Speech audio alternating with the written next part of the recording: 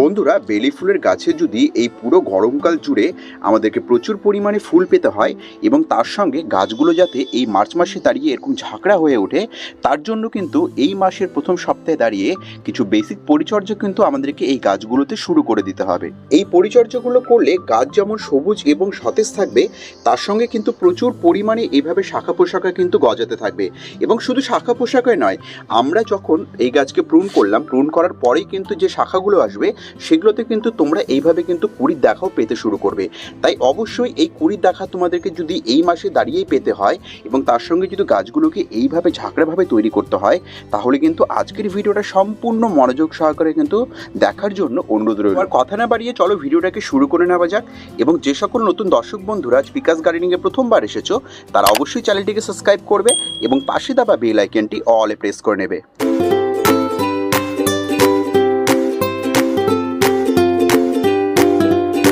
আমরা কিন্তু সকলে জানি যে এই বেলি ফুলের দেশি ভ্যারাইটি হোক বা হাইব্রিড ভ্যারাইটি হোক, এই প্রত্যেকটা গাছ কিন্তু শীতকালে একদম পুরোপুরিভাবে শীত ঘুমে থাকে। এবং এই ফুল গাছ কিন্তু বেসিক্যালি কিন্তু একটি গরমের ফুল প্রদান করা গাছ। তাই যখন ফেব্রুয়ারি মাস পার হতে শুরু করে, তখন কিন্তু এই গাছের আবার নতুন করে কিন্তু প্রাণ ফিরতে শুরু করে। তাই অবশ্যই যদি গাছকে তোমাদেরকে এই সময় দাঁড়িয়ে এরকম ঝাঁকড়া তৈরি করতে হয় এবং নতুন ব্রাঞ্চেসে ভরিয়ে তুলতে হয়, তাহলে প্রথম যে কাজটা তোমাদেরকে করতে হবে সেটা কিন্তু এখনও যারা এই গাছগুলোতে প্রুনিং করোনি, তারা কিন্তু সফট প্রুনিং বা হার্ড প্রুনিংটা করে নিতে পারো। কেন বলছি?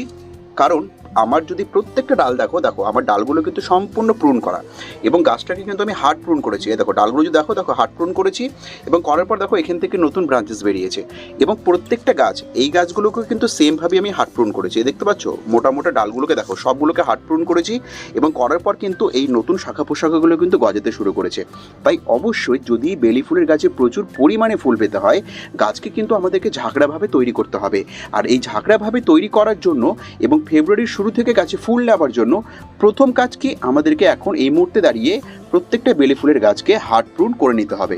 এবার দ্বিতীয় যে কাজটা আমাদেরকে করতে হবে, যারা হার্ড প্রুন করছো, হার্ড প্রুন মিনস হচ্ছে এই যে দেখতে পাচ্ছ একদম কিন্তু আমরা গাছের কিন্তু 50 থেকে 60% কিন্তু একদম প্রুন করে দিয়েছি। তারপরে কিন্তু গাছ আবার নতুন করে গ্রোথ পেতে শুরু করেছে। কিন্তু যখন আমরা হার্ড প্রুন করছি, তখন কিন্তু হার্ড প্রুন করার পর যখন এরকম নতুন নতুন কচি কচি ডালগুলো গজাতে থাকে, তখন একটা প্রবলেমস আমরা লক্ষ্য করতে পারি। সেটা কি? এই যে কিছু ডাল তোমরা যদি দেখবে কিছু ডাল এইভাবে কিন্তু ডাইব্যাক হয়ে শুকিয়ে কিন্তু মারা যায়। আর এটা কিন্তু বেসিক্যালি একটি কিন্তু ফাঙ্গাল ডিজিজ, মানে আমাদের ছত্রাকমূলক কিন্তু একটি রোগ। তাই এই রোগটাকে আটকানোর জন্য অবশ্যই যেটা করবে, যখন এই যে ডালগুলোকে হার্ড প্রুন করছো, এই জায়গাগুলোতে অবশ্যই কোনো সিস্টেমিক ফাঙ্গিসাইড যদি না থাকে, তাহলে অবশ্যই এগুলোতে কিন্তু হলুদের গুঁড়ো বা প্রলেপ এই ডালগুলোকে কাটার সময় লাগিয়ে দেবে। তাহলে কিন্তু এই গাছের কখনোই যখন নতুন ব্রাঞ্চেস আসবে, সেই ব্রাঞ্চেসগুলো কিন্তু কখনোই এইভাবে শুকিয়ে কিন্তু মারা যাবে না। এবার আমরা কথা বলে নেব তৃতীয় পরিচর্যা নিয়ে, যেই পরিচর্যাটা কিন্তু খুব গুরুত্বপূর্ণ। যখনই দেখবে যে বেলি ফুলের গাছের মধ্যে এরকম নতুন নতুন ডগা আসছে, তখনই দেখবে যে এই ডগার মাথাগুলো কিন্তু এইভাবে কুঁকড়ে যেতে থাকে। প্রত্যেকটা পাতা কিন্তু এভাবে কুঁকড়ে যায়। এটা কিন্তু কিছু না, এটা কিন্তু আমাদের পেস্টের অ্যাটাক। কিছু কিছু সূক্ষ্ম সূক্ষ্ম পোকা আছে, যারা কিন্তু এই দেখো পাতার পেছন দিকে বসে, সাদা সাদা কালারে তোমরা যদি হালকা দেখতে পাও, সাদা সাদা পোকা পেছন দিকে বসে কিন্তু পাতার সমস্ত রসগুলোকে কিন্তু চুষে খেয়ে ফেলে। তাই কিন্তু এই পাতাগুলো কুঁকড়ে যেতে থাকে। আর এটা তখনই তোমরা দেখতে পাবে যখন কিন্তু বেলি ফুলের গাছের মধ্যে এরকম কচি কচি ডগা আসতে শুরু করবে। তাই এই সমাধান করার জন্য আমাদেরকে কি করতে হবে? আমাদেরকে সপ্তাহে একবার করে নিম তেলের স্প্রে করতে হবে। যদি আমরা নিম তেলের স্প্রেতে একে সুরাহা না করতে পারি, পাতাগুলো ঠিক না হয়, তাহলে 1 লিটার জলে মোটামুটি 1 ml এর মতো কনফিডার নিয়ে তোমরা 15 দিন অন্তর অন্তর একবার স্প্রে করতে পারো। তাহলেই কিন্তু এই যে সাদা মাছি বলো বা অ্যাফিডসগুলো বলো, যারা এই কচি পাতার মধ্যে বসে এই রসগুলোকে চুষে খেয়ে আমাদের পাতাগুলোকে কুঁকড়ে দেয় এবং যার জন্য এই ডগার মধ্যে ফুল আসতে পারে না বা নতুন কুশি আসতে পারে না, এই সমস্যা থেকে কিন্তু তোমরা সম্পূর্ণ পরিমাণে রেহাই পেয়ে যাবে। চতুর্থ পরিচর্যা আমি কি করব? চতুর্থ পরিচর্যা, যেটা আমি প্রত্যেকটা ভিডিওতে বলি, যে মাটির মধ্যে যদি ভালো পরিমাণের অক্সিজেন সঞ্চালনকে বজায় রাখতে হয়, যদি শেকড়ে তোমাদেরকে খুব ভালো পরিমাণে গ্রোথ নিতে হয়, তাহলে কিন্তু অন্তত 10 থেকে 15 দিনে একবার হোক বা আমাদের প্রত্যেক সপ্তাহে একবার করে হোক আমাদের প্রত্যেকটা টবের মাটিকে কিন্তু এভাবে খুঁচিয়ে নিতে হবে। তাতে হয় কি, মাটি দলা বাঁধে না এবং এইভাবে খুঁচিয়ে নিলে পরে প্রত্যেকটা মাটি কিন্তু উর্বর থাকে। এবং অবশ্যই আমরা যখন প্রত্যেক সপ্তাহে হোক 20 দিন 15 দিনে একবার করে যখন টবের গাছে খাবার প্রয়োগ করি, খাবার প্রয়োগ করার আগেও কিন্তু আমাদেরকে খুঁচিয়ে নিয়ে কিন্তু টবের মাটির মধ্যে কিন্তু খাবার প্রয়োগ করা উচিত। তাই চতুর্থ পরিচর্যা হিসেবে খুব সামান্য হলেও এই গুরুত্বপূর্ণ পরিচর্যাটা কিন্তু আমাদেরকে প্রত্যেক 10 দিন অন্তর অন্তর বা 15 দিন অন্তর অন্তর কিন্তু করে যেতে হবে। বন্ধুরা, এইবার কথা বলবো আমাদের সবথেকে গুরুত্বপূর্ণ পরিচর্যা নিয়ে, যেটা হচ্ছে আমাদের খাবার প্রয়োগ। প্রথম খাবার হিসেবে তোমরা যেটা ব্যবহার করতে পারো সেটা হচ্ছে যে কোনো ধরনের 1 বছরের পুরনো গোবর সার হোক, কেঁচো সার হোক, পাতা পচা সার হোক, যে কোনো ধরনের ন্যাচারাল কম্পোস্ট এইভাবে তোমরা নিতে পারো। এবং নিয়ে তোমরা কি করবে, যেহেতু আমার এই টবের আয়তনগুলো প্রায় 15 ইঞ্চের উপরে আছে, তাই আমি কি করব, আমি এখানে 1 থেকে 2 মুঠো করে প্রথমে এই কম্পোস্টটা দিয়ে দেবো।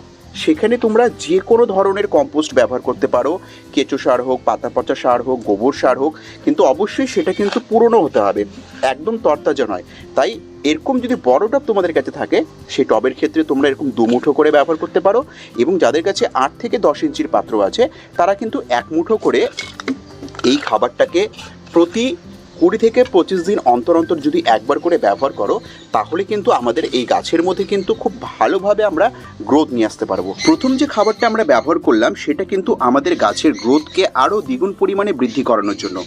এইবার দ্বিতীয় এই যে খাবারটা ব্যবহার করব, এই খাবারটা ব্যবহার করব আমরা গাছের স্ট্রেংথকে ভালো করার জন্য এবং তার শেকড়ের আরও ভালো বৃদ্ধির জন্য।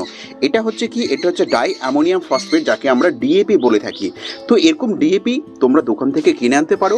কিনে এনে যাদের যেরকম আয়তনের টব থাকবে, যেমন আমার দেখতে পাচ্ছ এটা 15 ইঞ্চের উপরের টব, কারো কাছে 8 থেকে 10 ইঞ্চি থাকতে পারে, 6 ইঞ্চি থাকতে পারে। তো এই যে 15 ইঞ্চি টব, এর জন্য আমরা কি করব, এরকম 8 থেকে 10টি দানা আমরা ব্যবহার করব মাসে কিন্তু একবার করে। এবং যাদের কাছে 6 থেকে 8 ইঞ্চির পাত্র আছে, তারা বেশি না, এরকম 3 থেকে 4টি দানা বা 5টি দানা তোমরা ব্যবহার করতে পারো, ওই একই সেম মান্থলি একবার করে। তো আমার যেহেতু এখানে বড় আয়তনের টব রয়েছে, তাই আমি এখানে 8 থেকে কিন্তু 10টা করে দানা কিন্তু প্রতি মাসে একবার করে ব্যবহার করতে পারি। তো বন্ধুরা, দেখতে পেচ্ছ আমাদের কিন্তু খাবার প্রয়োগ করা কিন্তু কমপ্লিট। এবং খাবার প্রয়োগ করার পর এই কাজটা কিন্তু আমাদেরকে অবশ্যই করতে হবে যে আমাদেরকে কোনো নিড়ানির দ্বারা কিন্তু টবের মাটিটাকে এভাবে আবার খুঁচিয়ে নিতে হবে, যাতে খাবারগুলো ভালো পরিমাণে আমাদের এই মাটির সঙ্গে যাতে মিশে যায় এবং যাতে গাছ খুব ভালোভাবে খাবারটাকে গ্রহণ করতে পারে। তো এই কাজটা আমাদেরকে খাবার প্রয়োগ করার পর অবশ্যই প্রত্যেকটা টবের মধ্যে করতে হবে। এবার সর্বশেষ কাজ আমাদেরকে যেটা করতে হবে, যে খাবার প্রয়োগ করার পর অবশ্যই কিন্তু সেই টবগুলোর মধ্যে কিন্তু ভরপুর পরিমাণে জল প্রয়োগ করতে হবে। এবং যেটা সবথেকে মূল্যবান, যেটা আমি তোমাদের জন্য বাঁচিয়ে রেখেছিলাম এতক্ষণ বলার জন্য, সেটা হচ্ছে যে এই বেলি ফুলের টবগুলোকে কিন্তু কোনো ছায়াযুক্ত স্থানে রাখবে না। এই বেলি ফুলের প্রত্যেকটা টবকে কিন্তু একদম ওপেন ছাদ বাগানের মধ্যে রাখবে, যেখানে এই গাছগুলো যাতে সারা দিনে রৌদ্র পায়। কারণ এটা কিন্তু গরমের ফুল প্রদান করা গাছ, এটা কিন্তু কোনো ঠান্ডার ফুল প্রদান করা গাছ নয়। তাই যত বেশি রোদ বেলি ফুল গাছ পাবে, তত ভালো কিন্তু গ্রোথ এই গাছের মধ্যে তোমরা আগামী দিনে দেখতে পাবে এবং প্রচুর পরিমাণে ফুল আনতেও সক্ষম হবে। তো বন্ধুরা, এটি ছিল আজকের ভিডিও। আশা করছি ভিডিওটা তোমাদের খুব ভালো লেগেছে এবং এতক্ষণ ধরে ধৈর্য দিয়ে ভিডিওটাকে দেখার জন্য তোমাদেরকে অশেষ ধন্যবাদ। এভাবেই আমাদের ভিডিওগুলো দেখতে থাকো, এভাবেই পিকাস গার্ডেনিংকে নিজেদের ভালোবাসা দিতে থাকো।